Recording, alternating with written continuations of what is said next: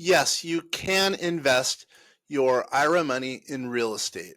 The reason I'm mentioning that is because one of our clients just called in a very senior financial advisor and he had no clue that you can do so. He had no clue that you could, invest in an IRA and then put it into land, into commercial buildings, or even into a duplex, as a matter of fact. Hey there, my name is Kenner French with vastsolutionsgroup.com, but here I'm speaking on behalf of Vast Voice, telling business secrets to entrepreneurs.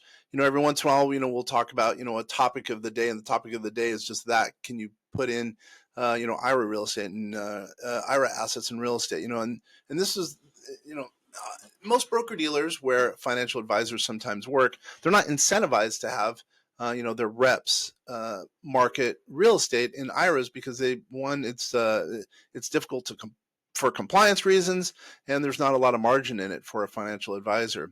And we at vastsolutionsgroup.com, we take the viewpoint a little differently. We believe in open architecture. You can hopefully invest in whatever you want for the most part. There are a lot of rules, by the way, either way.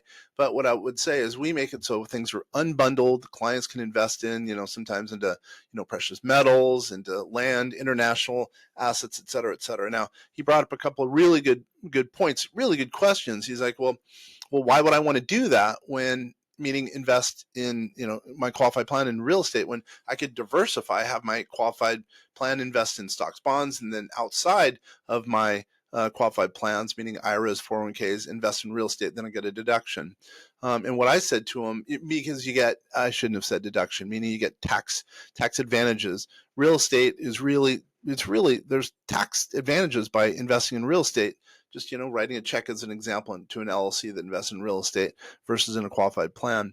But I said, well, in some cases, some people don't have money to invest in real estate.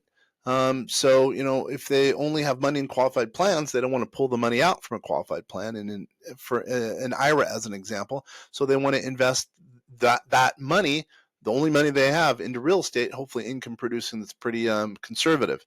I get his argument. Well, that sounds weird to be able to put money in qualified plan money into real estate. But in some cases, it makes a lot of sense. But what I would say, by the way, go to your advisor, go to your financial advisor, go to your CPA, make sure you're doing what's right in your situation. Or, of course, you can go to our website. We have tons of tools on our website that outline some of the specifics relating to this specific circumstance.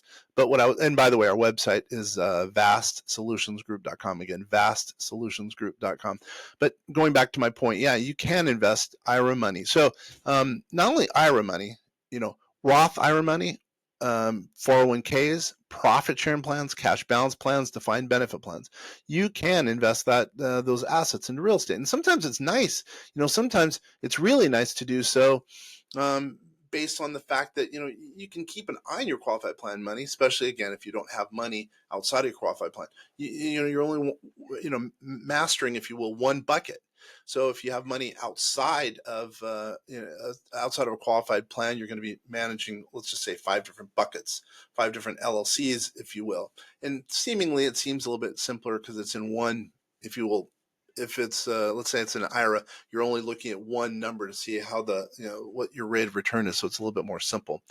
Now, I should also note, going back to the earlier point, if someone has quote, a ton of money, sometimes it doesn't make sense. Because you want to put money in, non-qualified money, enjoy the tax favors of real estate outside the plan, and then also, again, have maybe some qualified plan money in real estate. But generally, we would take the position, put qualified plan money not into real estate unless the circumstance dictates it, as we've talked about.